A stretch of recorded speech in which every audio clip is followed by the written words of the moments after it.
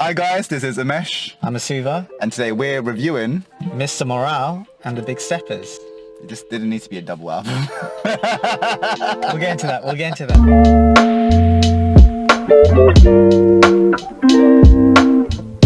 Do we need to go into who Kendrick Lamar is? I feel like if you don't... Kung Fu Kenny, Corner of Kenny, Yep. Mr. Morale, The savior. Mr. 1 through 5, The savior of hip-hop. the guy screaming from the hotel room. Yeah.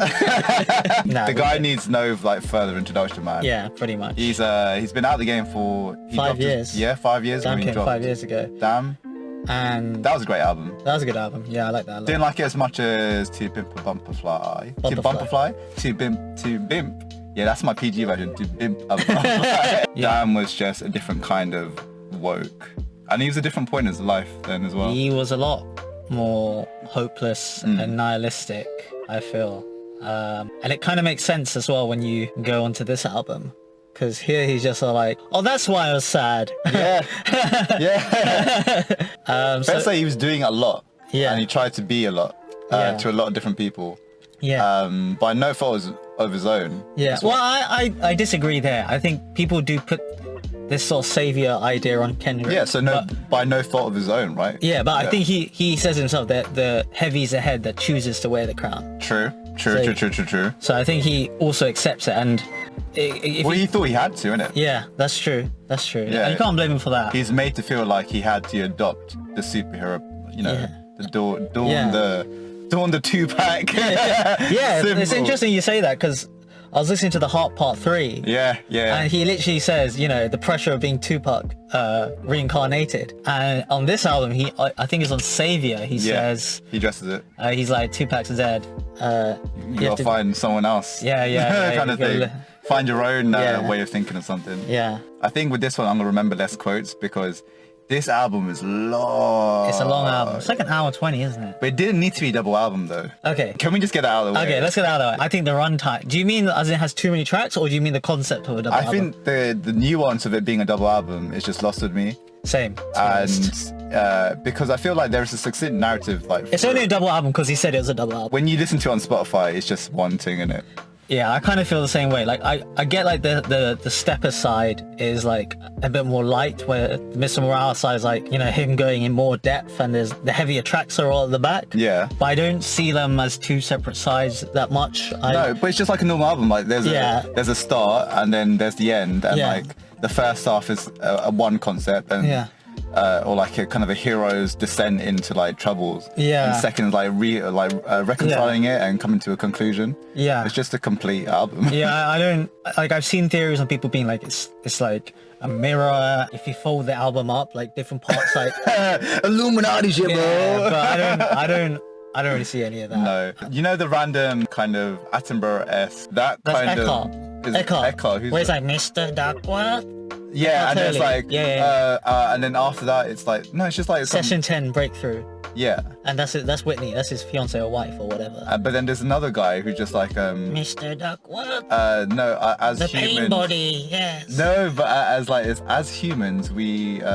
stuff that happens to us when we're young. Yeah, that's the Eckhart Tolle. Oh, okay, That's cool. Eckhart Who's Tolle. that? He is like, in terms of Western spiritualism, he's sort of like one of the biggest sort of voices. And I think a lot of the stuff on the album has come from Kendrick sort of going through his teachings. But if you want to distill it to a nutshell, it's a lot of like Eastern philosophy. In a Western flavour. Yeah, in a Western, so a lot of stuff about... He's the Wagamamas of spiritualization. Don't get me started Wagamamas. Yeah, I hate that shit. But Other like, restaurants are available. why are they writing my order on my piece of paper? Yeah. You remember? You don't. I know my order. Why are Yeah. you writing it? Anyways, That's a whole different video for a whole different kind of channels. Wagamama's deep dive. Yeah.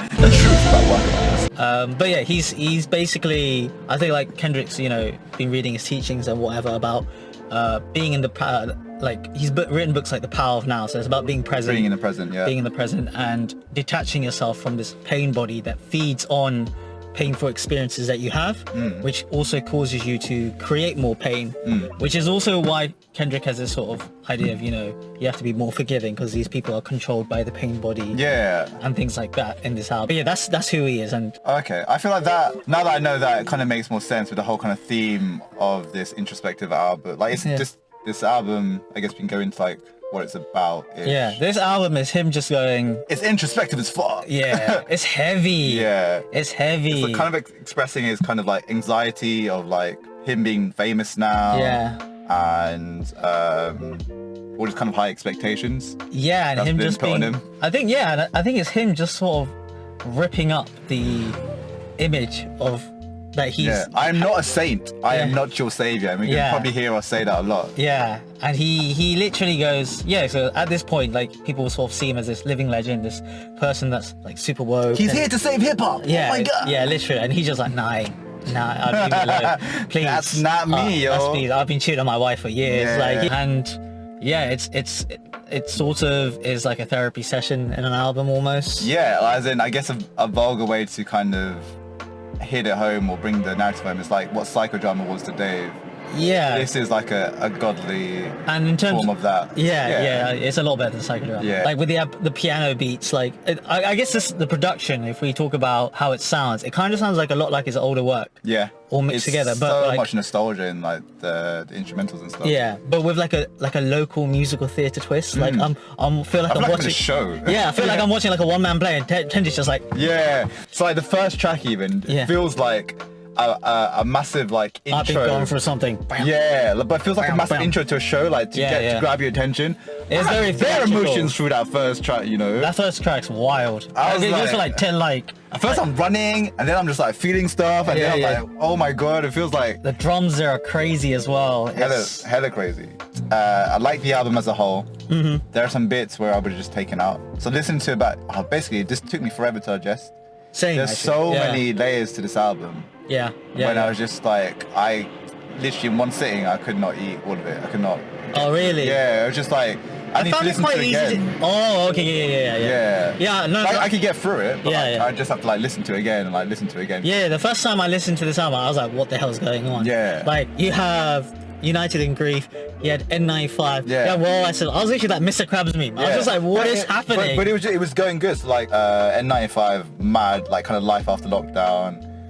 Life after he's been away for so long. I love the sense of that. He's literally like fuck clout. He's like fuck you clout. uglies. Yeah.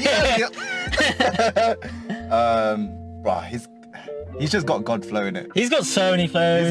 He's flows. When he does that high pitched voice at the end of it, he's like and like it literally enters like God flow. And and he skips in and out those different flows like so seamlessly. Much variety, and all his voices like But so much so where one track can sound like 3 tracks. Yeah. Or like 3 different features in them. But no, that's just him. Yeah, that's him. Yeah.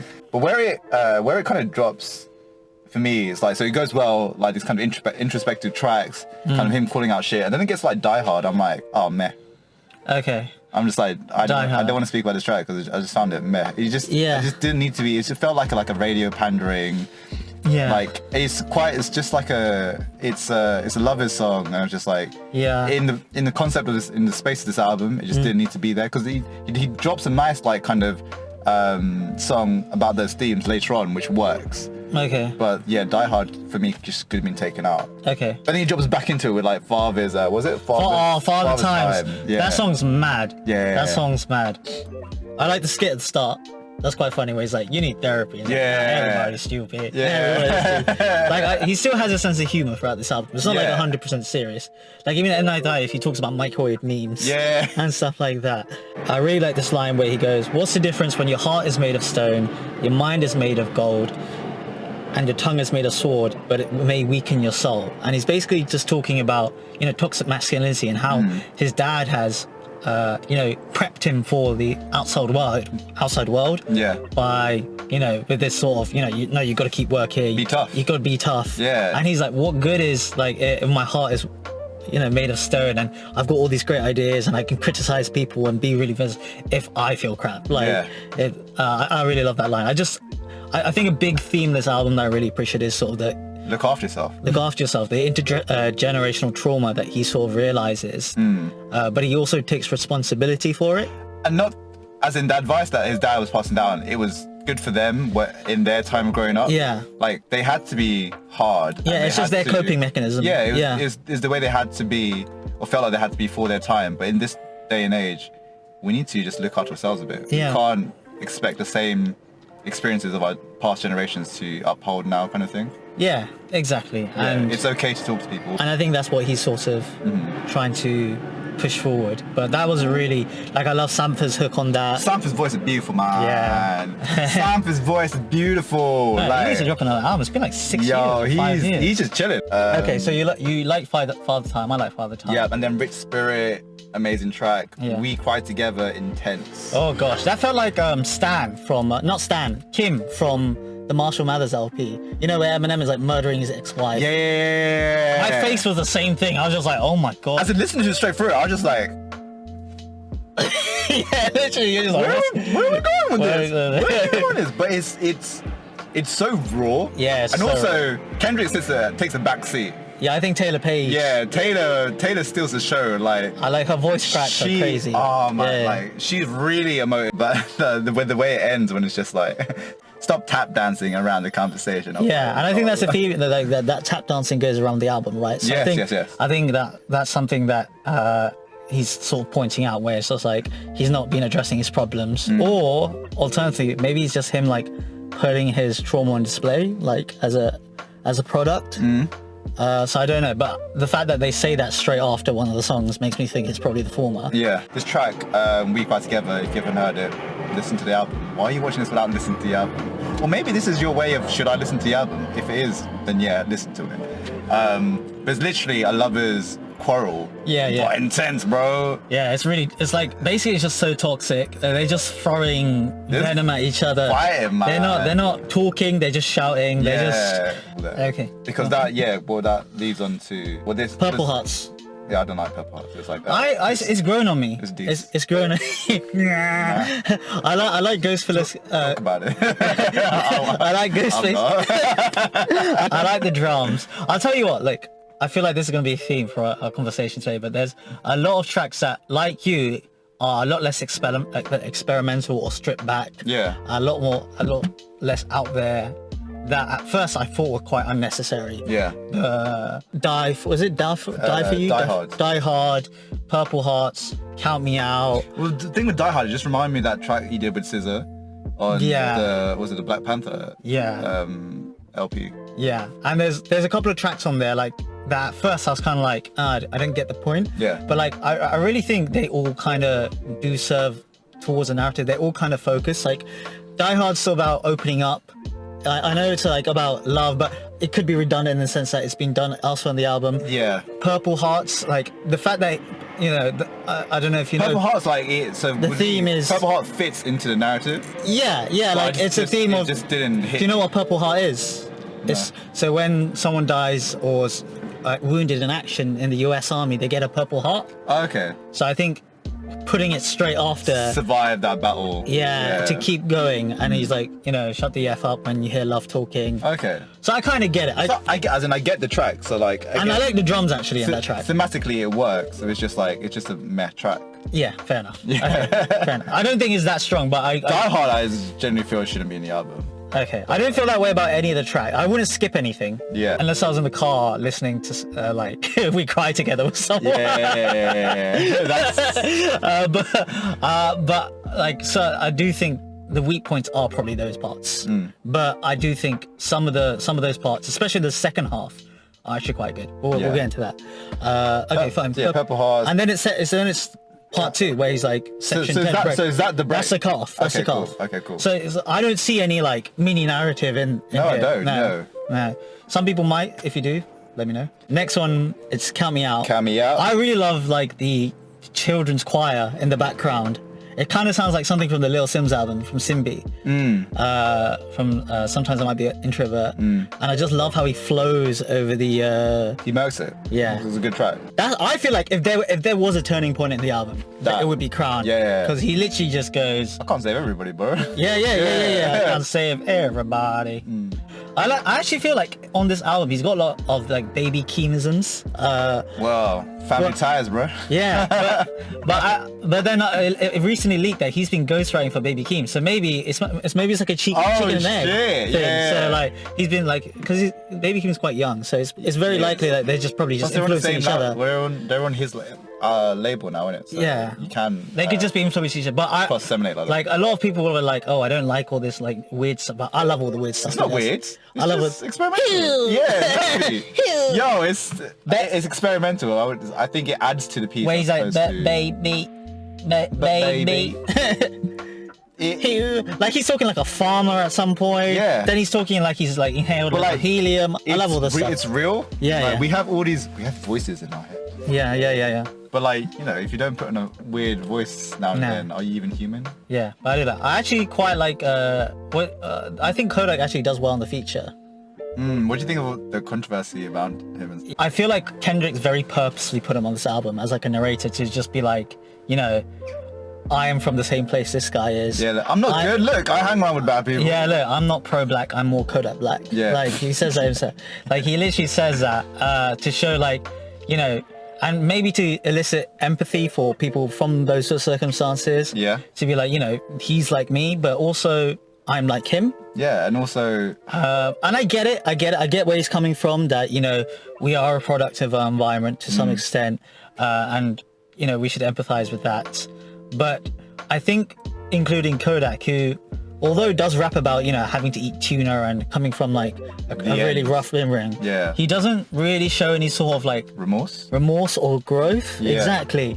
And when he's, you know, you're platforming an abuser, and you have tracks like Mother I'm Sober, which talks about generational abuse. It just doesn't hit. It doesn't get in the way of me enjoying the album, but I could see how it could completely like derail someone else's listening experience. Yeah. I wish he hadn't put him on it in that sense. Yeah. And he's very much pushing him to the forefront. He's got his own interlude, his narrating. Yeah. But it's just sort of like... He's a major part of that second half. Yeah. I don't agree with it. But I can see it, but I don't agree with it. And if someone was like... I'm not listening to this because of this, then I kind of get it. Yeah. And then Savior. Oh, I actually really like the Baby Keem interlude as well. Savior. Oh, yeah. What was it? You ever done long division whilst you watch your mum get struck out or something like that? Yeah, and there's like grandma shooting on the motorway. Yeah. I'm like, yo. Yeah, I feel like he does what Kodak does at the album, just way better. His delivery is better. You just kept it a close family album. Yeah. And like... But I don't think it would have had the same impact because people don't associate Baby Keem that negatively. Yeah. Because he's associated with Kendrick. Yeah. But I think he uses Baby Keem again as like a younger version of himself. I think it's like on the first track in United Grief, he talks about Keem were buying 4 cars in 4 months or something like that. I think Keem kills it. There's this huge orchestral backdrop, his horns, it's beautiful. Then it goes into Savior, which actually has one of my favorite lines. What was it? Capitalist posting as compassionate be offending me. Yeah, suck my dick with authenticity. Oh! I know, I realize that. And they like to wonder where I've been, protecting my soul in the valley of silence. Oh. I like that. That's good stuff. After that, it's Mr. Morale. That's crazy. He's just like, it sounds like a Kanye track. Like he's like, it's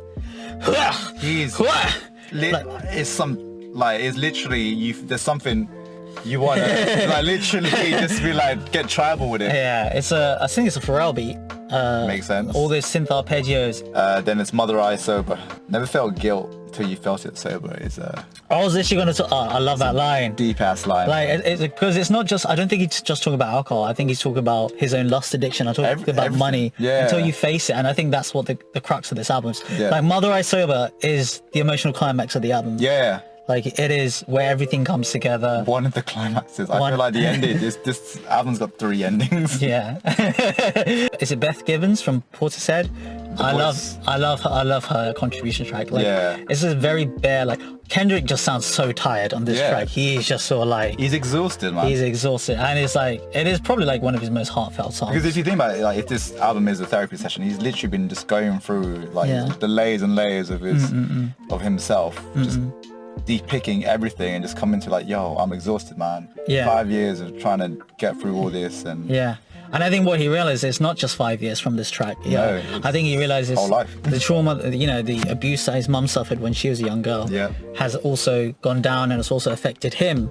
And he talks about not how it affects him, but it's passed down generations of people, like this black trauma, right, that's affected millions of people.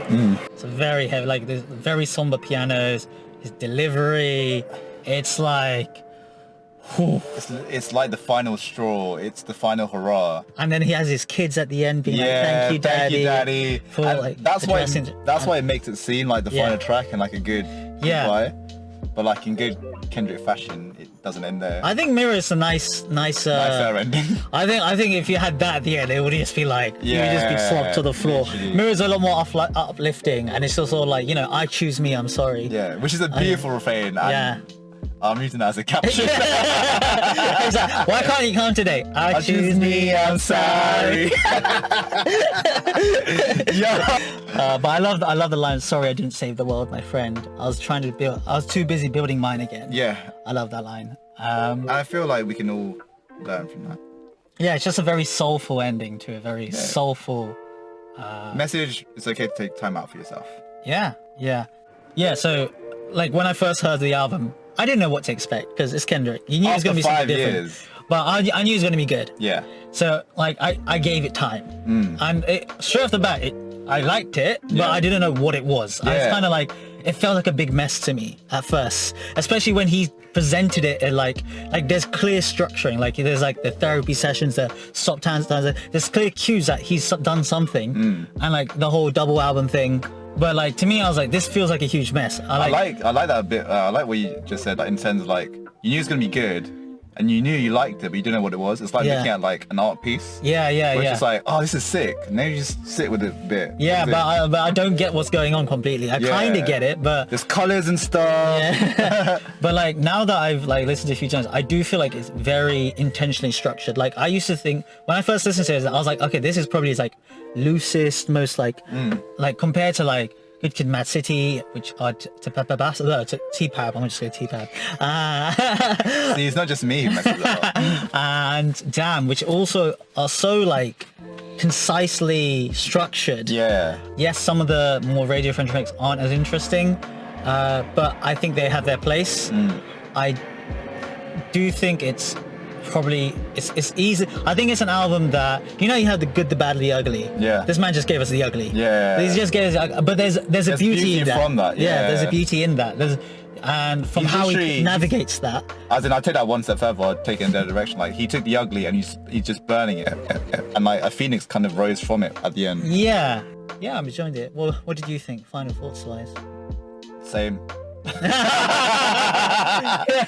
So yeah, even though we've had it for a month now, I'm still kind of digesting it. As I've said before, there's some bits where I could have just taken it away. To be fair, just that Die Hard track, just take it out. I think the nuance of it being a double album was washed away from me. I'm just seeing it as a one piece, and as one piece, excluding the track that I didn't like and cutting in some places, I think it's quite a complete product, kind of a complete kind of just piece of art. I mean, the levels, just him as an artist, man, just like the God flows, the different flows. So yeah, 8 out of 10 for me. Yeah, probably about 8.5, 8. Cool.